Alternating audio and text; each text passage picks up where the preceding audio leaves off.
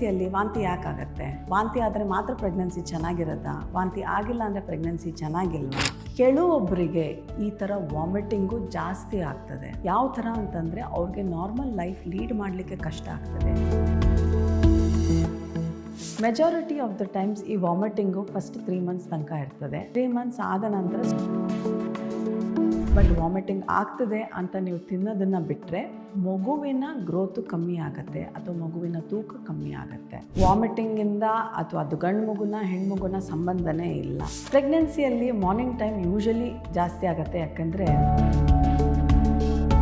ಭಾಳ ಹೆಣ್ಮಕ್ಳಿಗೆ ರಾತ್ರಿ ಹೊತ್ತು ವಾಮಿಟಿಂಗ್ ಆಗ್ತದೆ. ದಿನಪೂರ್ತಿ ಚೆನ್ನಾಗಿರ್ತಾರೆ, ರಾತ್ರಿ ಹೊತ್ತು ಆದಾಗ ವಾಮಿಟಿಂಗ್ ಸೆನ್ಸೇಷನ್ ಶುರು ಆಗ್ತದೆ. ಏನಕ್ಕೆ ಶುರು ಆಗುತ್ತೆ ಅಂತಂದರೆ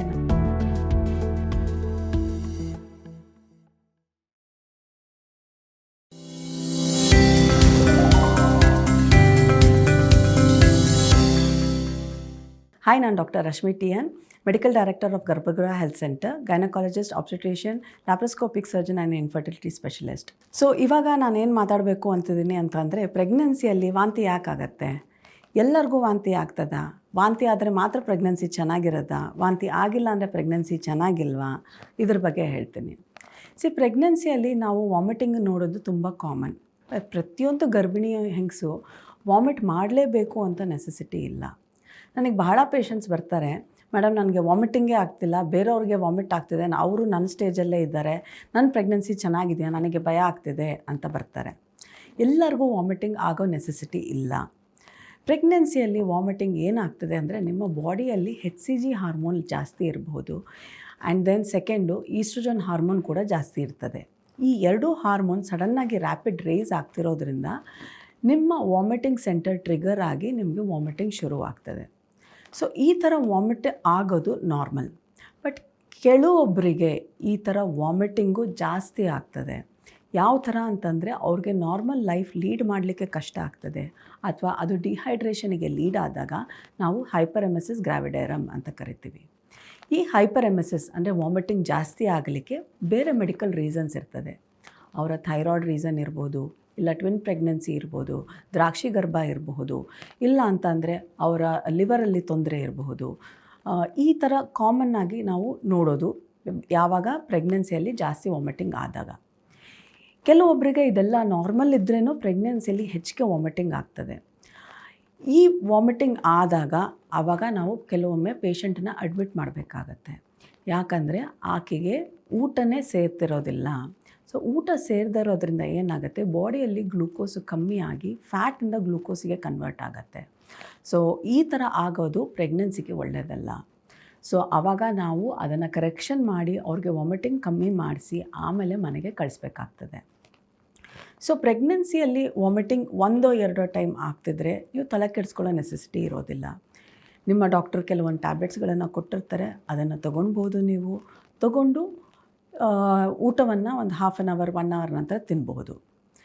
ಮೋಸ್ಟ್ ಆಫ್ ಟೈಮ್ಸ್ ಈ ಥರ ವಾಮಿಟಿಂಗ್ ಇದ್ದಾಗ ನೀವು ಸ್ಮಾಲ್ ಫ್ರೀಕ್ವೆಂಟ್ ಮೀಲ್ಸ್ ತೊಗೊಳ್ಬೇಕಾಗತ್ತೆ. ಅಂದರೆ ಸಪೋಸ್ ನೀವು 4 ಇಡ್ಲಿ ತಿಂತೀರಾ ಅಂತ ಇಟ್ಕೊಳ್ಳಿ, ಒಟ್ಟಿಗೆ 4 ಇಡ್ಲಿ ತಿನ್ನಬಾರ್ದು. 2 ಇಡ್ಲಿ ಒಂದು 7 ಗಂಟೆಗೆ, ಇನ್ನೂ ಒಂದು 2 ಅಥವಾ 3 ಅವರ್ ಬಿಟ್ಟು ಮತ್ತೆ ಇನ್ನು 2 ಇಡ್ಲಿ ತಿನ್ನೋದು. ಆ ಥರ ಮಾಡ್ಕೊಂಡು ಹೋದಾಗ ನಿಮ್ಮ ವಾಮಿಟಿಂಗ್ ಸೆನ್ಸೇಷನ್ ಕೂಡ ಕಮ್ಮಿ ಆಗುತ್ತೆ, ಬಾಡಿಯಲ್ಲಿ ಎನರ್ಜಿ ಕೂಡ ಇರ್ತದೆ. ಸೊ ಪ್ರೆಗ್ನೆನ್ಸಿಯಲ್ಲಿ ವಾಮಿಟಿಂಗ್ ಬಂದರೆ ಹೆದರ್ಕೊಳ್ಳೋ ನೆಸೆಸಿಟಿ ಇಲ್ಲ, ಅಥವಾ ತಿಂದಿರೋದಕ್ಕೆ ಅದು ಕಾರಣ ಅಲ್ಲ.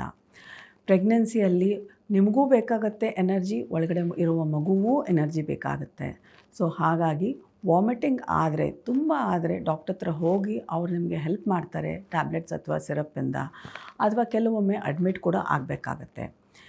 ಅಥವಾ ನಿಮಗೆ ವಾಮಿಟಿಂಗ್ ಆಗ್ತಾನೇ ಇಲ್ವಾ, you are very good, you are blessed with a good pregnancy, enjoy this pregnancy. Majority of the times ಈ ವಾಮಿಟಿಂಗು ಫಸ್ಟ್ 3 ಮಂತ್ಸ್ ತನಕ ಇರ್ತದೆ.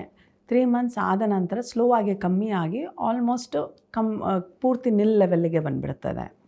ಬಟ್ ಕೆಲವೊಬ್ಬರು ಪ್ರೆಗ್ನೆನ್ಸಿ ಪೇಷಂಟಿಗೆ 9 ತಿಂಗಳ ತನಕ ಸ್ವಲ್ಪನೇ ವಾಮಿಟಿಂಗ್ ಆಗ್ತಾ ಹೋಗ್ಬೋದು.